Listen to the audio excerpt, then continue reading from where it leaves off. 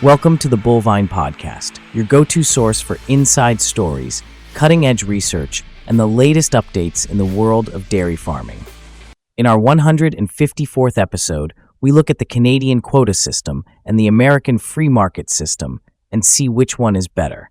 So please grab a glass of milk, sit back, and let's get started with this episode. Welcome to the Bullvine podcast that's not afraid to get its hands dirty in the world of dairy farming. I'm Bella, and with me is my co-host Douglas. Today we're diving into the great North American dairy divide. Buckle up, folks, because this is going to be one wild ride. We're talking about blood, milk, and money, the unholy trinity fueling North America's dirtiest agricultural showdown. Picture this, two dairy systems facing off at the 49th parallel. In one corner, we have Canada's quota-cushioned farmers. In the other, America's free market warriors. It's a battle over borders and butter, while Silicon Valley plots to make cows obsolete. Let's break it down for our listeners. On the Canadian side, we've got a supply management system that's tighter than a new pair of coveralls. These farmers are operating within set production limits, sleeping soundly, while their barns are worth more than mansions in Beverly Hills. Meanwhile, south of the border, American dairy farmers are riding commodity markets like bull riders at a rodeo. It's 8 seconds of glory or face down in the dirt. This isn't just about milk. It's a battle for the very soul of dairy farming. Canadian farmers are mocking their American cousins for dumping milk in ditches, while U.S. producers sneer at Canada's strict supply management from their 5,000 cow megaparlors. Each side thinks the other's crazy, and you know what? Both might be right. Now, let's dive into the Canadian corner first. It's all about playing it safe, or playing it scared, depending on who you ask. In the frigid pre-dawn hours across Canada's dairy heartland, farmers aren't just milking cows. They're protecting a system that's become more valuable than the farms themselves. How valuable are we talking? Get this. A single dairy cow's quota now costs upwards of $30,000 in Ontario and Quebec. It even hit a staggering $58,000 in Alberta last March. To put that in perspective, a 100-cow operation is sitting on a quota worth $3 million before you even consider a single acre of land or barn. Quebec farmers have a saying, rich on paper, poor in the bank. They're watching their net worth soar while scraping by on $2,000 monthly salaries and pouring everything back into the farm. But it's not just about the money.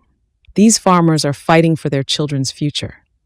Unlike American farmers who get 73% of producer returns from Uncle Sam, Canadian farmers' financial stability flows from a system without government subsidies.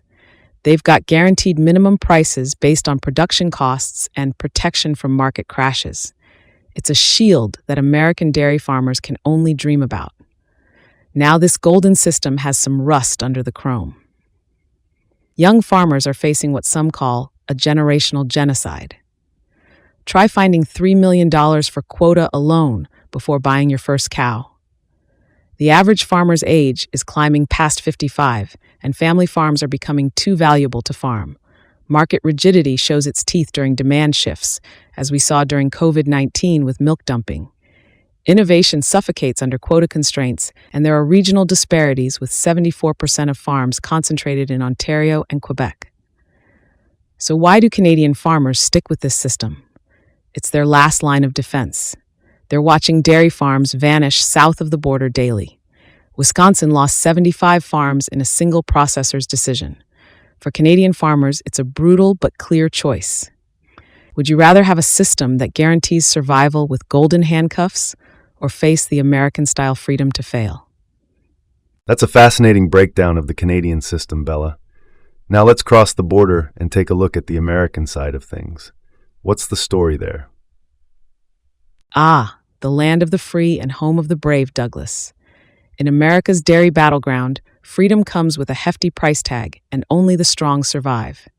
From California's sprawling mega dairies to Wisconsin's family operations, U.S. dairy farmers aren't just milking cows. They're waging war in a system that rewards the bold and buries the timid.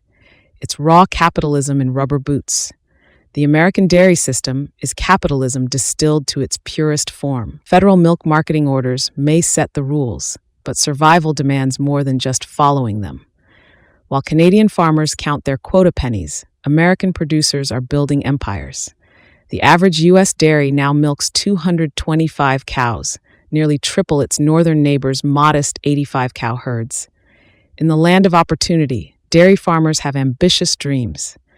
California operations milk more cows than some Canadian provinces have citizens. These mega dairies aren't just farms, they're milk factories, pumping out 15% of their production straight to export markets, while their quota-bound Canadian cousins watch from behind their tariff walls.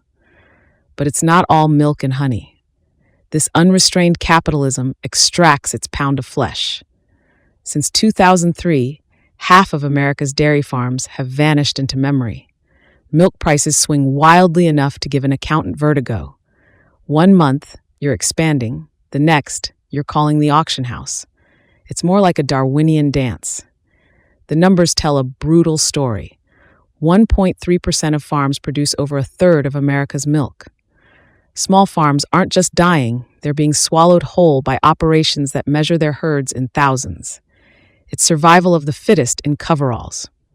Ask an American dairy farmer why they prefer their system to Canada's socialist milk scheme, and you'll hear about freedom, opportunity, and the American way. They'd rather risk everything on their own terms than let someone else tell them how much milk they can produce. It sounds like both systems have their pros and cons, but which one is better? The bottom line is that there are no sacred cows in the fight for dairy's future.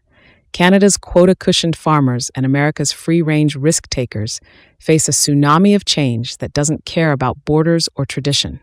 Climate change is turning pastures into deserts. Lab-grown milk is lurking in Silicon Valley incubators, and a whole generation is ghosting dairy for oat lattes and almond milk smoothies. The real winners will be the mavericks who can milk opportunity from chaos.